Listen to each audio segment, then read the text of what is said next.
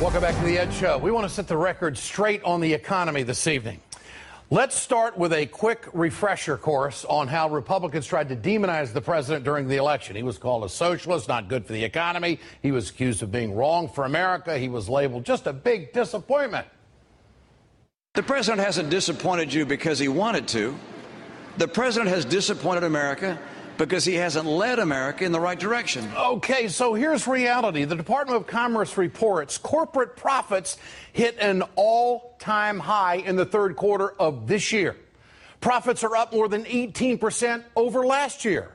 Business, my friends, is booming. In fact, profits have only been going up since President Bush left office and the Congress passed President Obama's stimulus package. Here's the bad news. Business owners aren't using those record profits to pay their workers. Profits hit an all-time high, but workers' wages have simply bottomed out. In fact, wages have hit an all-time low. Let's take a look at this. Yes, it seems to be some kind of, income fairness in this country until about 2000. Wages have gone from here down to there in 12 years. Have you ever heard that term, off the charts? Here we go.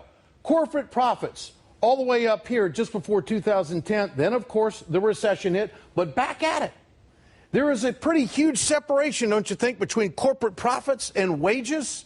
One line's going, I guess you could say, off the charts, and the other one is going down.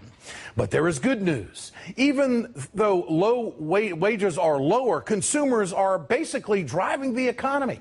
Consumer confidence reached its highest point since February of 2008. And a new report shows the automobile industry continues to roar back. Almost every automaker is reporting big sales gains. Dodge is up for the 32nd month in a row. Chrysler's sales up 14% over last year. The Hyundai plant in Alabama is running at full capacity and can't keep pace with demand. There's no question the economy is coming back with President Obama in charge. And there's one more thing we need to set the record straight on, and that is... My dad was head of a car company. I like American cars, and I would do nothing to hurt the U.S. auto industry. Oh, absolutely nothing. The American car lover is now driving a brand new Audi Q7? Is that it?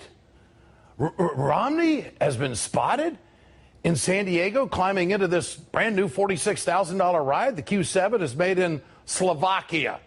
Mitt Romney can drive his foreign-made car right into the sunset for all I care. President Obama is at the wheel of an economy that is on the road to recovery and beyond. Let's bring in Sam Stein tonight, political reporter for the Huffington Post. Sam, there's so much evidence out there that the Republicans simply had the wrong narrative during the election, and they've got the wrong narrative right now. This should be really a boom for the Democrats right now in the conversation world, shouldn't it? Well, yeah. I mean, like you mentioned, consumer confidence is growing. There's a lot of indicators that the economy is turning around. The wind is at the president's back with respect to how people perceive the economy. Now, the complicated factor here is what happens if, for instance, in the process of these negotiations, consumer confidence dips, people feel like they are, troubled about investing money, and the economy goes back in sort of a recessionary status. That's what the president wants to avoid with this fiscal cliff conversation. That's why I think a deal is going to be probably hammered out before the end of the year. But yeah, the president does have a little bit of political headwinds owing to a better economy. This gives, I think, labor a real opportunity to show the country the graph that we showed. The separation between corporate profits are right there at a record level, and wages are going down. In fact, the Republicans have been so strong to even want to take away workers' voices in the workplace. But in these fiscal cliff negotiations, do you really think that the Republicans see this chart and they need that economy to slow down a little bit if they're going to win this?